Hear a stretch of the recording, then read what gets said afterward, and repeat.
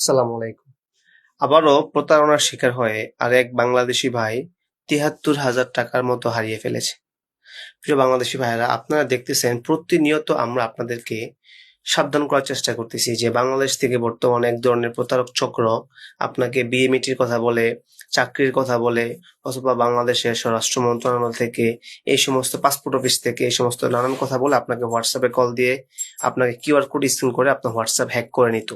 কিন্তু ওরা নতুন করে এখন যেটা করে, ওরা লিঙ্ক পাঠাবে, আপনাকে বলবে যে ওটিপি দেওয়ার জন্য, এইভাবে। সো আজকে যে ভাই প্রতারণার শিকার হয়েছে, ভাই আমাকে মেসেঞ্জারে একটি ভয়েস পাঠাইছে। তো আমি আপনাদেরকে ভয়েসটা একটু শোনাই, আপনারা শুনেন।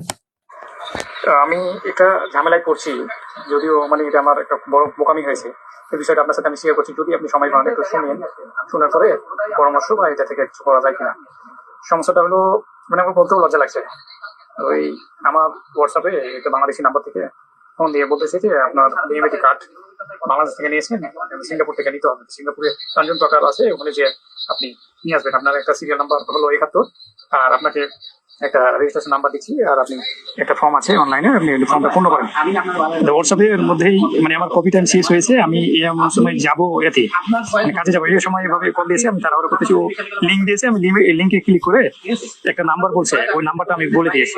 আর এর মধ্যেই ও আমার নাম্বারটা হ্যাক করে নিয়েছে। আসলে আমার কপাল খারাপ, আমি বিকাশের ব্যবসা করতাম, তো বিকাশ ওয়ালাকে আমি বলে দিয়েছি যে ভাইয়া আমার এই নাম্বারটা হয়তো হ্যাক হয়ে গেছে, আপনি একটু আমি ফোন দিলে তারপর দিয়ে। তো ওই হ্যাক করার পরে আমার ওই রেকর্ডিংটাও সে কেটে দিয়েছে। পরে ওই ভাই আর জানতে পারিনি।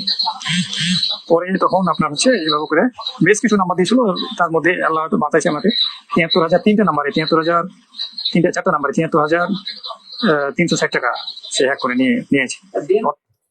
এই যে দেখেন, বিএমইটির কথা বলে বা বিভিন্ন কথা বলে এখন দালাল চক্ররা আপনাদের কাছ থেকে টাকা হাতায় নেয়। ভাই, আমি বিশ্বাস করি আপনারা সহজ সরল মানুষ, হয়তো আপনারা মানুষকে সহজে বিশ্বাস করেন বা ভরসা করেন।